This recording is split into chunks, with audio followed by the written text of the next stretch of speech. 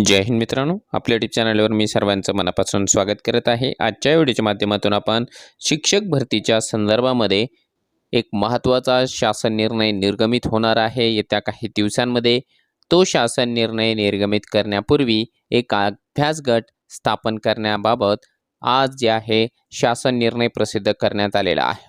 येणारी जी शिक्षक भरती आहे ती जिल्हावाईज करावी की विभागवार करावी, त्या बाबतीमध्ये अभ्यास करण्याकरिता या अभ्यास गटाची स्थापना करण्यात आलेली आहे। त्याविषयी आपण सविस्तर माहिती या व्हिडिओच्या माध्यमातून जाणून घेणार आहोत। परंतु तत्पूर्वी आपण जर चॅनलवर नवीन असाल तर आमचं चॅनल सबस्क्राईब करा, साईडचा जे बेल आयकॉन आहे त्याला देखील प्रेस करा, जेणेकरून शिक्षक भरतीच्या संदर्भामधल्या कोणत्याही माहितीची अपडेट आपल्याकडून मिस होणार नाही। चला तर मित्रांनो, बघूया तो शासन निर्णय काय आहे। बघा, महाराष्ट्र शासनाच्या शालेय शिक्षण आणि क्रीडा विभागाच्या वतीने आजच्या तारखेला 20 ऑगस्ट 2024 ला एक शासन निर्णय निर्गमित करण्यात आलेला आहे। त्याचा जो विषय आहे तो विषय आहे राज्यामध्ये शिक्षक भरतीमध्ये सुधारणा करण्याच्या अनुषंगाने अभ्यास गट गठीत करण्याबाबत। आता त्या बाबतीमध्ये बरेचसे जे काही रेफरन्सेस आहेत ते या ठिकाणी लावण्यात आलेले आहे। वेगवेगळे शासन निर्णय त्याला त्यांनी या ठिकाणी जे आहे संदर्भ म्हणून जोडलेले आहे। तर प्रस्तावनेमध्ये बऱ्याच गोष्टी देण्यात आलेल्या आहेत।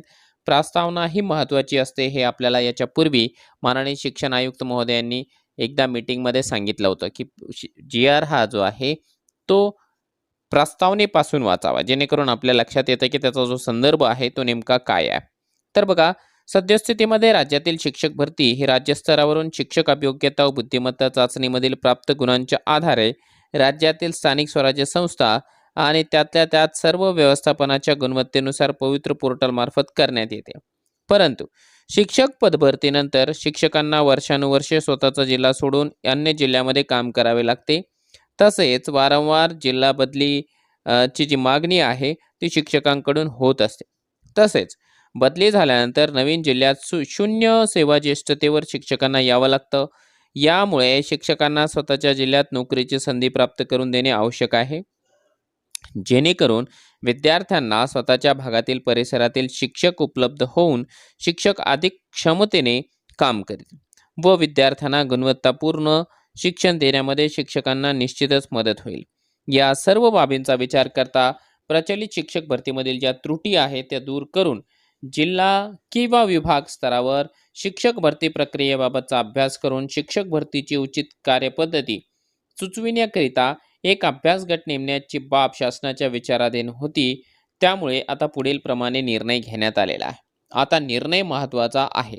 त्यामध्ये काय सांगितलंय बघा, तर राज्यामध्ये जिल्हा व विभाग स्तरावर शिक्षक भरतीची कार्यपद्धती सुनिश्चित करण्यासाठी आयुक्त शिक्षण यांच्या अध्यक्षतेखाली पुढील प्रमाणे अभ्यास गट या ठिकाणी स्थापन करण्यात येत आहे। म्हणजे मित्रांनो, एक गोष्ट लक्षात घ्या, आतापर्यंत जी काही शिक्षक भरती झालेली आहे, 2017 ची शिक्षक भरती असेल किंवा 2022 ची शिक्षक भरती असेल, ती केंद्रीय पद्धतीने पार पडलेली आहे। याचा अर्थ पूर्ण महाराष्ट्रभरामध्ये एकच मेरिट असायचा।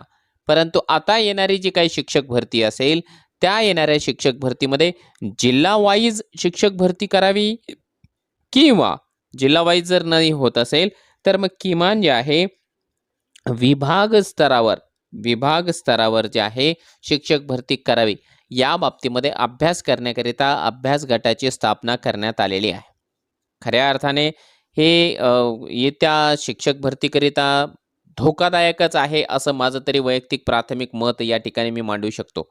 कारण जे आहे काही जिल्ह्यांमध्ये या ठिकाणी खूपच मेरिट कमी जाऊ शकतं, काही जिल्ह्यांमध्ये खूप जास्त मेरिट राहू शकतं। त्यामुळे या ठिकाणी जे आहे ज्या पद्धतीने चालू शिक्षक भरती आहे ज्याचं मेरिट आपण केंद्रीय पद्धतीने लावतो, मी जर का कोणत्याही जिल्ह्यामधला असेल आणि माझा स्कोर चांगला असेल तर मला कोणत्याही जिल्ह्यामध्ये जॉईनिंग करता येऊ शकते आणि माझा तो हक्क देखील आहे। संपूर्ण महाराष्ट्र जर माझा असेल तर संपूर्ण महाराष्ट्रामध्ये कोणत्याही जिल्ह्यामध्ये नोकरी करण्याचा मला अधिकार आहे। त्यामुळे आता या संदर्भामध्ये जो काही अभ्यास गट आहे तो अभ्यास गट स्थापन झालेला आहे। त्याला आता भविष्यामध्ये आपण बघूया की त्याच्या माध्यमातून नेमका कोणता निर्णय समोर येतो आहे। त्यांचे जे अध्यक्ष आहेत ते आयुक्त असणार आहेत। त्यातल्या त्यात जे सदस्य आहेत उपसचिव शिक्षण, शालेय शिक्षण विभागाचे, त्याच्यानंतर सामान्य प्रशासन विभागाचे, विधी व न्याय विभाग, ग्रामविकास विभाग, त्यातल्या त्यात शिक्षण संचालक प्राथमिक आणि माध्यमिक हे दोन्ही या ठिकाणी जे आहे सदस्य सचिव म्हणून या ठिकाणी आपल्याला पाहायला मिळणार आहे. आणि त्यातल्या त्यात एक गोष्ट यांनी या ठिकाणी असे देखील सांगितलेली आहे की समितीची जी कार्यकक्षा असणार आहे ती प्रचलित शिक्षक भरतीमध्ये ज्या काही त्रुटी होत आहेत त्या त्रुटी दूर करून विभाग किंवा जिल्हा स्तरावर शिक्षक भरतीकरिता आयुक्त यांनी सुचवलेल्या पर्यायांचा अभ्यास गट सुयोग्य पद्धतीने जे आहे शिफारस करणार आहे. आणि या अभ्यास गटाला त्याने जे काय स्थापन केलेलं आहे त्याचा कालावधी 1 महिन्याकरिता आहे. म्हणजे त्यांनी आपला अहवाल 1 महिन्यामध्ये द्यायचा आहे. हा झाला सर्वसाधारण या अभ्यास गटाचा लेखाजोखा.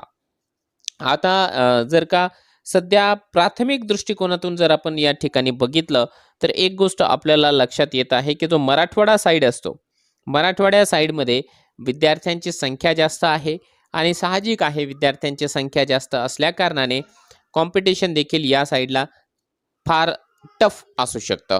आणि त्या तुलनेमध्ये थोडंसं जे आहे पश्चिम महाराष्ट्र म्हणा किंवा विदर्भ साईडला किंवा कोकण साईडला म्हटलं तर त्या तुलनेमध्ये जे मेरिट आहे कॉम्पिटिशन जे आहे ते कमी आहे. त्याचं कारण आहे की विद्यार्थी संख्या कमी आहे आणि विद्यार्थी संख्या कमी असल्या कारणाने त्या ठिकाणी जे आहे मेरिट देखील कमी येऊ शकतं. आता खऱ्या अर्थानं ही जी शिक्षक भरती आहे ती पोलीस भरतीप्रमाणे जिल्हावाईज होते की काय, असा एक जो मनामध्ये शंका आहे ती आपल्या निर्माण होताना सध्या तरी दिसत आहे. आणि बऱ्याच दिवसांपासून बऱ्याच महिन्यांपासून जे आहे महाराष्ट्र राज्याचे शिक्षण मंत्री दीपक केसरकर यांचा तोच उद्देश होता की ज्या पद्धतीने त्याने सिंधुदुर्गच्या स्थानिक उमेदवारांना या ठिकाणी प्राधान्य देण्यात यावं याकरिता काही विशेष पावलं उचलली होती. त्या अनुषंगाने आपल्याला वाटतच होतं की काहीतरी जे आहे शिक्षक भरतीमध्ये आमूलाग्र बदल होऊ शकतात. आता एक्झॅक्टली ते बदल काय असू शकतील ते तर 1 महिन्यानंतर हा जो अभ्यास गट आपला संपूर्ण जो प्रपोजल असेल, प्रस्ताव असेल तो सादर करेल. आणि तो प्रस्ताव सादर केल्याच्या नंतर आपल्याला लक्षात येईल की त्याच्यामध्ये त्यांनी नेमक्या कोणकोणत्या बाबी स्पष्ट केलेल्या आहे. आता तुमचा एक प्रश्न निश्चितपणाने या ठिकाणी असेल की आता जर का ही जिल्हावाईज भरती होणार असेल किंवा जिल्हावाईज न होता समजा ॲटलिस्ट शेवटच्या दर्जामध्ये आपण म्हणूया की विभाग स्तरावर जर होत असेल तर येत्या जो पुढच्या चालू असलेल्या भरतीचा जो पुढचा राऊंड आहे, उदाहरणार्थ फेज 2 आहे, तो याच्यामध्ये येईल का, जिल्हावाईज होईल का, तर शक्यता फार कमी आहे. फेज 2 जर का आपल्या चालू असलेल्या भरतीवर होत असेल तर साहजिक आहे ज्या पद्धतीने केंद्रीय पद्धतीने मेरिट लागतो आहे त्याच पद्धतीने होईल. परंतु जर का त्या भरतीला उशीर झाला, आचारसंहिता लागली आणि त्या दरम्यान तिसरी अभियोग्यता आणि शिक्षक पात्रता परीक्षा झाली तर मग निश्चितपणाने जे आहे तोपर्यंत या अभ्यास गटाचा संपूर्ण अहवाल देखील आलेला असेल, त्याचा शासन निर्णय देखील निर्गमित झालेला असेल आणि एकदा शासन निर्णय निर्गमित झाला तर जास्तीत जास्त शक्यता आहे की पुढची जी काही भरती असेल ती जिल्हावाईज किंवा विभाग वाईज होऊ शकते. त्यामुळे आता शासनाच्या प्रत्येक हालचालीवर आपल्याला बारकाईने नजर ठेवावी लागेल की ते नेमकं या ठिकाणी काय करत आहेत. आता या संदर्भामध्ये मी माझं मत या ठिकाणी थोडक्यामध्ये मांडलेलं आहे. तुम्हाला काय वाटतं की जिल्हावाईज भरती ही योग्य आहे किंवा अयोग्य आहे, त्या बाबतीमधले आपली जी काही मतमतांतरे आहेत ती या व्हिडिओच्या कमेंट बॉक्समध्ये कमेंट करायला विसरू नका.